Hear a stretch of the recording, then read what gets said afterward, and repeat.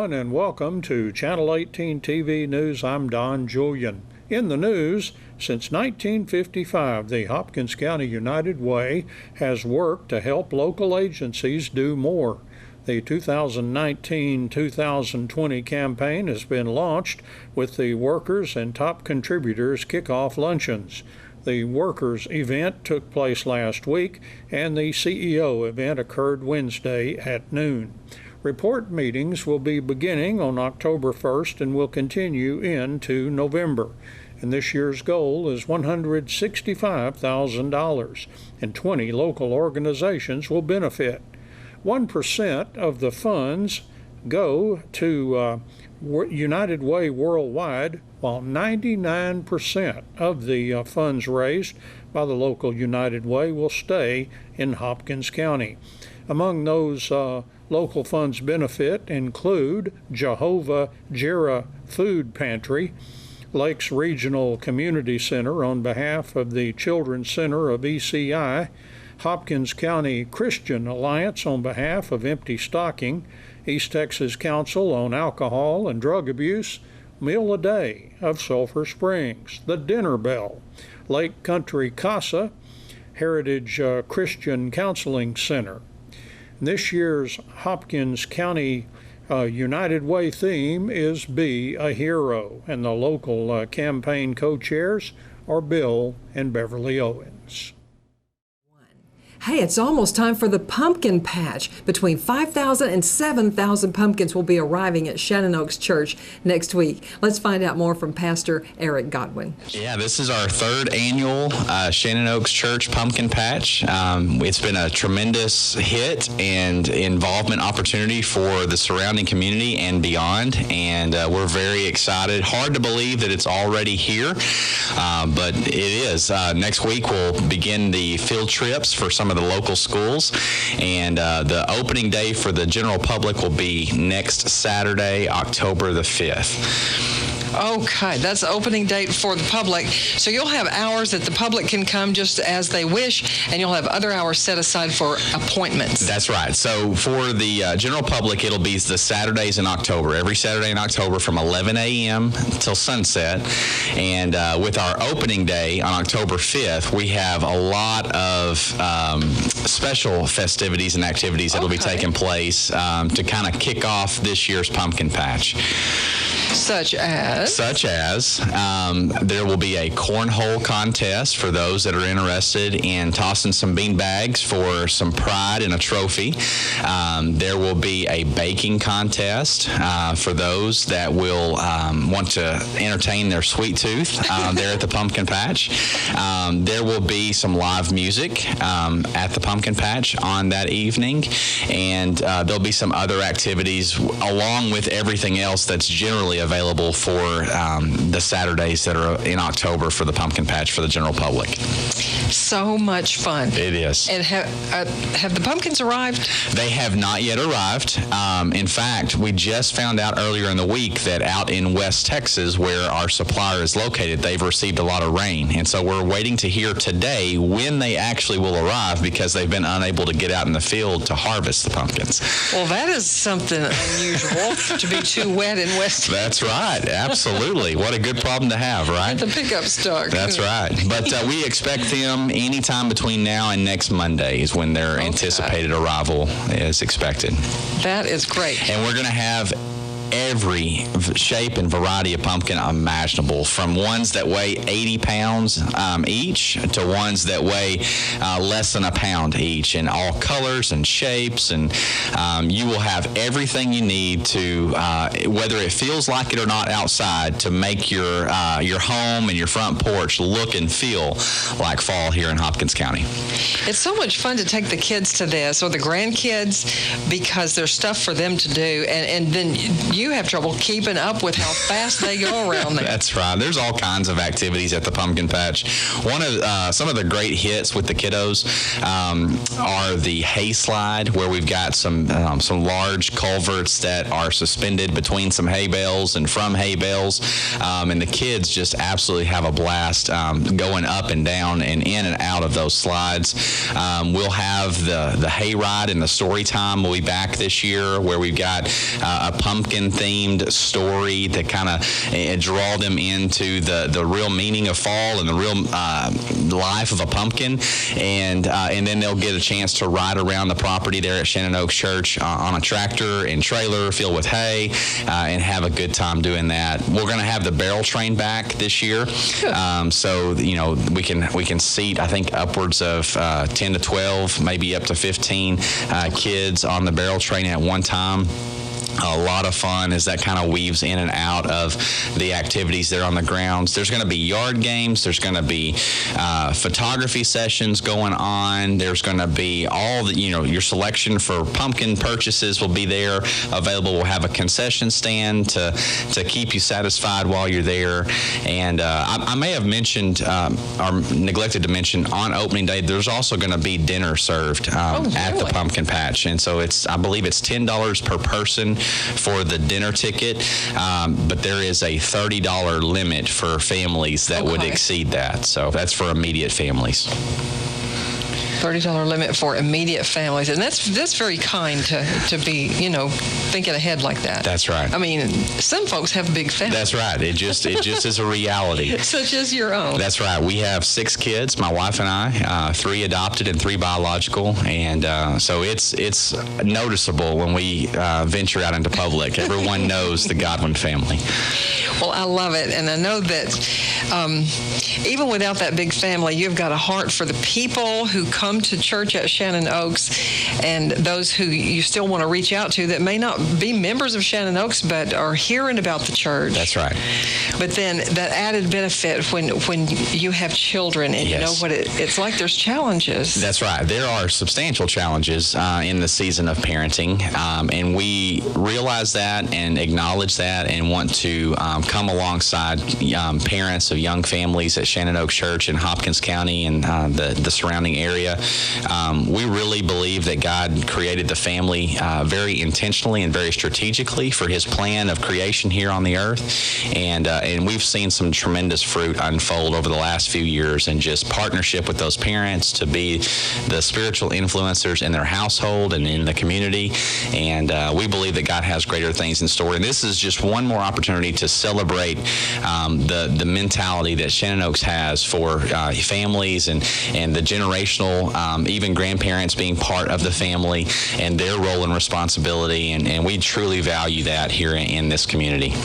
Something that I hadn't really caught on to until I kind of reached a stage in life was that there's some grandparent-aged people who don't have their grandchildren here, but yet they'd like to kind of be grandparents, and so helping out at the church, because you have a big youth population. Absolutely, yeah. It kind of simulates that multi-generational connection there, and brings some value to that stage of life, because I'm acknowledging that as I enter into the season of life that I'm in, that those who've gone before me, my parents and grandparents, can, in the world we live in, can find themselves feeling like their season has come and gone, and they're just kind of hanging on and finishing out the ride of life in this season, which is not at all the value and intention for God. And so there's a great purpose and great plan that He has for people in the senior season of life, and we there are all kinds of opportunities, because on the other side there are many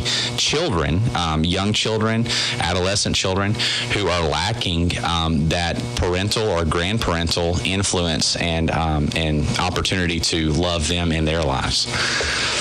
And I know that Shannon Oaks is reaching out those opportunities and others. That's right.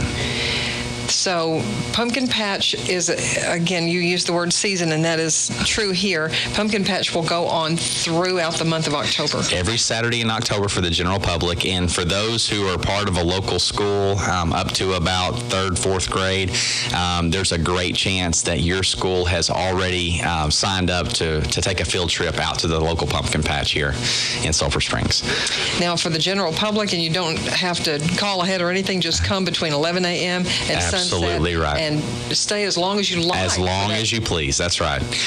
I will tell you, Anola, one of the attractions that we are introducing to the Pumpkin Patch this year, which we're really excited about, it's going to be a lot of fun, is a pneumatic cannon. And an air-powered cannon that by design can shoot a number of different things, ears of corn, tennis balls, apples, things like that. And I have personally witnessed this cannon shoot an ear of corn over 100 yards. And so we're going to have that available for people to enjoy as well at the Pumpkin Patch. And they're going to have the opportunity to hit some, aim at some targets out there and have a good time in a brand new way this year at the Pumpkin Patch. Little boys just love things like that. That's right. And also, you get them out there and they don't have to just necessarily be contained and held by the hand. They can run. They can run. There's a hay maze that they can weave in and out of. There's going to be the returning attraction of the hamster wheel where they can get in a larger than life-size culvert and truly see what it is to be a hamster on a track and run back and forth on that course. It's going to be a lot of fun. How much fun that's going to be. Well, I don't know if we mentioned it or not. Is there a fee to get in Pumpkin Patch? There is a fee. This year for the general public, the fee is $5. It's the same as it has been in years past. And there will be some things like concession stand, like the air-powered cannon, and then beyond that, like the photo opportunities where you can pay for an additional experience there at the Pumpkin Patch. We're also offering birthday party packages for those people who have birthday parties that they want to celebrate at the Pumpkin Patch this year. There's multiple levels at which they can engage that. And all of this information and more can be found on our website, Anola, and that is pumpkins.shannonOaksChurch.com. Pumpkins.shannonOaks.com. ShannonOaksChurch.com. Church.com. That's right. Okay. And, well, before we can turn around, it's already time to be done with our interview, but I do want to you to give the invitation if they come and enjoy Pumpkin Patch or think they want to. What about attending church? Attending church is, of course, icing on the cake, in our opinion. We meet every Sunday at 10 a.m. Right here at Shannon Oaks Church, which the address is 1113 East Shannon Road, right here in Sulphur Springs, Texas. Shannon Oaks, very inviting and very family friendly. That's right. And be sure and attend Pumpkin Patch at some point during this pumpkin season, fall season. We've got about another minute, just about another minute left. Hate to waste it. That's okay. I would just issue an invitation to Hopkins County and beyond to come out, whether you've been to the Pumpkin Patch in the previous years or not. This is an old-fashioned, down-home, family fun environment, and it's something that our world just doesn't seem to offer as much anymore. And so come and experience the fun, the joy, and the freedom that we have here at the Pumpkin Patch right at Shannon Oaks Church. Thank you very much for coming in today, Pastor. Thank you for having us. Godwin. Absolutely. Of Shannon Oaks. In sports, in their last non-district game before district play begins Friday, the Lady Cats volleyball team lost to a good Nevada community team 3-0 on the road Tuesday evening. Lady Cats volleyball coach Bailey Dorner talked about that Lady Cats loss. We struggled to pass the ball off a serve receive, which resulted in us not being able to set up any great sets, and our hitters couldn't really do much with it. We shanked a lot of balls we struggled passing. Yeah, the first set was pretty good. It went right down to the wire. They just kind of closed a little better than we did. Yeah, and there at the end, we were neck and neck, and we missed a couple serves and just gave them the ball back. It's not a great time to miss some serves, but I think if we would have passed the ball better, I think it might have been a different story or at least been a closer game each set. Had an injury to Sadie Washburn, but looks like she's going to be okay. Yeah, we're going to give her a little bit of rest, and hopefully she'll be ready to go on Friday. She's a fighter, and she wants to play, so she'll be okay. Pretty good community team, ranked 12 in 4A, so they got the job done. They've got some really good younger players that play up front with them that can hit the ball well, and they just didn't make a lot of mistakes. They just played solid volleyball all the way around. Now, you just can't say how big it is. Here's finally district play. It seemed like it's been forever. I keep wanting to write. It was the last game before district play, and I got to do that finally last night. I know, and my girls are excited. We've been practicing since August 1st. It's been a long time, and, a new season starts today. We were playing for something different right now. Lady Cats are now 18-11 for the season, and they will be opening district play at home Friday at 5 p.m. against Royce City. Wildcats offense had to struggle for every yard they got against Royce City at the homecoming football game loss last Friday. Wildcats offensive coordinator Matt Young comments on the offensive play against the Bulldogs and what the offense has been up to during this bye week. They were good. Really, our kids, you go look at execution and assignment, our kids did a good job on those things. Physically, they got after us.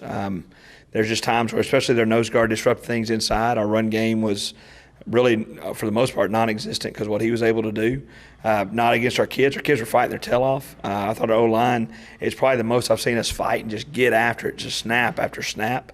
The running backs took what they could get, and sometimes that might have been 2 yards.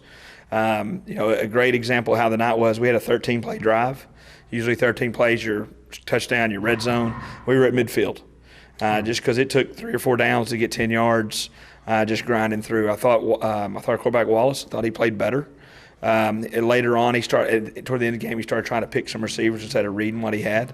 But I thought he got some balls to guys, let him make plays. I know Haney made a tough catch in the middle. We converted a 3rd and 16. I thought our backs out of the backfield, both Davis and Sims are doing a good job of catching the ball, running after the catch. That's something we're going to continue to build on. Gio Pisano and Sumjai Pryor continue to improve at the tackles on the edge and did some good things, giving us time to throw when we dropped back. I think the first 2 drives we had pressures, and then we didn't have another pressure until in the 4th quarter. So we got to get better. We got to improve, and we're going to. The kids showed up this week with a great attitude, and we're going to. Royce City, we said going in, they're probably the best defense we're going to face, and that's kind of how it played out. I think we ended up 14 first downs. We've been averaging over 20 and 200 and something yards offense. We've been closer to 350. And so that's a challenge we got to take when you play a good team. They expose those things you got to do better. And we're going to take our strengths and build on those, and our weaknesses we're either going to build on them or move on to something else that we're doing. And I still like the outlook and attitude of our kids. I think Bryant Sanchez had a big run. You still saw Landry Meskeman and T. Meyer make some catches, and so kids are contributing. We just need it to come together for us to kind of get a confidence boost. And hopefully this week and the next week we play Forney, and in this district everybody you play is a challenge, and you got to be ready to play. I would assume in the off week kind of back to basics for offense and a little bit. Yeah, just kind of reassessing, evaluating what we do well. Here's the things that we're good at. We need to make sure we harp on those, build off of those.